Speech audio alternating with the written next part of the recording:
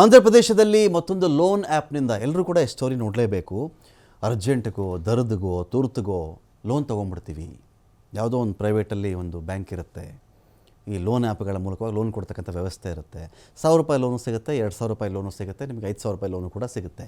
ಆದರೆ ಅವರು ಹೇಳಿದ ದಿನಾಂಕದಲ್ಲಿ ನೀವು ಲೋನ್ ವಾಪಸ್ ಕಟ್ಟದೇ ಇದ್ದರೆ ನಿಮ್ಮ ಫೋಟೋ ತೊಗೊಂಡಿರ್ತಾರೆ ಅವರು, ನಿಮ್ಮದೋ ನಿಮ್ಮ ಮನೆಯವ್ರದ್ದೋ ನಿಮ್ಮ ಹೆಂಡತಿದೋ ಅಮ್ಮಂದೋ ಅಪ್ಪಂದೋ ಫೋಟೋ ತೊಗೊಂಡಿರ್ತಾರೆ.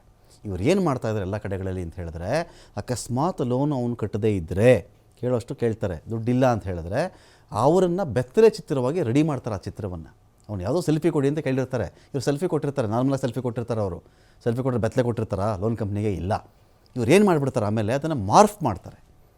ಅವ್ರ ಹೆಂಡ್ತಿದೋ ಫೋಟೋ ಆದರೂ ಮಾರ್ಫ್ ಮಾಡಬಹುದು, ಅಮ್ಮನ ಫೋಟೋ ಆದರೂ ಮಾರ್ಫ್ ಮಾಡಬಹುದು. 1,000-2,000ಕ್ಕೆ ದೇಶದಲ್ಲಿ ಈ ಥರದೊಂದು ಕಿರುಕುಳ ಇದೆ. ಈ ದೇಶದಲ್ಲಿ ಇದನ್ನು ಕಂಟ್ರೋಲ್ ಮಾಡೋಕ್ಕೆ ಇವತ್ತಿಗೂ ಒಂದು ಕಾನೂನು ಬಂದಿಲ್ಲ. ನೋಡಿ, ಇಲ್ಲಿ ಲೋನ್ ಆ್ಯಪ್ನಿಂದ ಗ್ರಾಹಕ ಆತ್ಮಹತ್ಯೆ ಮಾಡ್ಕೊಂಡ್ಬಿಟ್ಟಿದ್ದಾನೆ. ವಿಷಯ ಇಷ್ಟೇ, ಐ ಥಿಂಕ್ ಅವ್ನು ₹2,000 ಸಾಲ ಮಾಡಿದ್ದ ಅಂತ ಕಾಣುತ್ತೆ.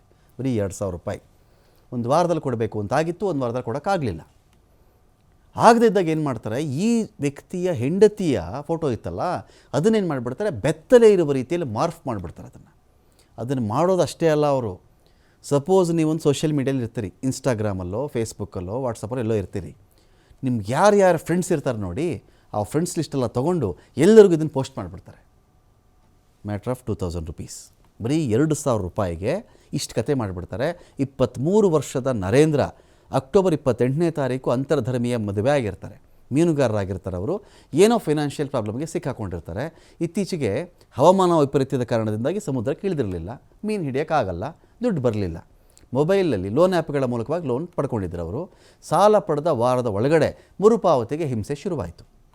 ಕೈಯಲ್ಲಿ ಕಾಸಿಲ್ಲ ಮತ್ತು ಪೇ ಮಾಡೋಕ್ಕಾಗಿರಲಿಲ್ಲ ಅವ್ರ ಕೈಯಲ್ಲಿ. ಆಗ ಲೋನ್ ಆ್ಯಪ್ನವ್ರು ಏನು ಮಾಡಿಬಿಡ್ತಾರೆ, ಅವರ ಹೆಂಡತಿಯ ಫೋಟೋವನ್ನು ಬೆತ್ತಲೆ ಮಾಡಿ ವೈರಲ್ ಮಾಡ್ತಾರೆ. ಅಷ್ಟೆಲ್ಲ ರೀತಿಯಲ್ಲಿ ಅದನ್ನು ಮಾರ್ಪಾಟ ಮಾಡಿ ಕುಟುಂಬಸ್ಥರು ಸ್ನೇಹಿತರಿಗೆ ಕಳಿಸ್ಬಿಡ್ತಾರೆ ಅದನ್ನು. ಇದರಿಂದ ಮನನೊಂದಂಥ ನರೇಂದ್ರ ಈಗ ಆತ್ಮಹತ್ಯೆ ಮಾಡಿಕೊಂಡಿದ್ದಾರೆ.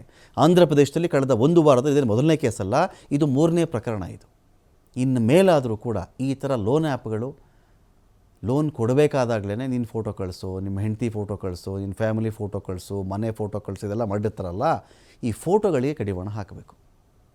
ಇದು ಕಡಿವಾಣ ಹಾಕದೇ ಇದ್ದರೆ ಮಾನ ಮರ್ಯಾದೆ ಹರಾಜಾಗ್ತಾರಲ್ಲ, ಆ ಬೈಕಾದರೂ ಓಡಿ ಬಂದು ದುಡ್ಡು ಕೊಟ್ಬಿಡಲಿ ಅಂತ ಅವ್ರ ಥಾಟ್ ಅಷ್ಟೇ. ಈ ಥರ ಮಾಡಿದ್ದಾರೆ ಕೆಲಸ. ಇದು ಆಂಧ್ರ ಪ್ರದೇಶದಲ್ಲಿ ಇತ್ತೀಚೆಗೆ 3ನೇ ಸಾವು ಈ ಥರದ್ದು ನಡೆದಿದೆ.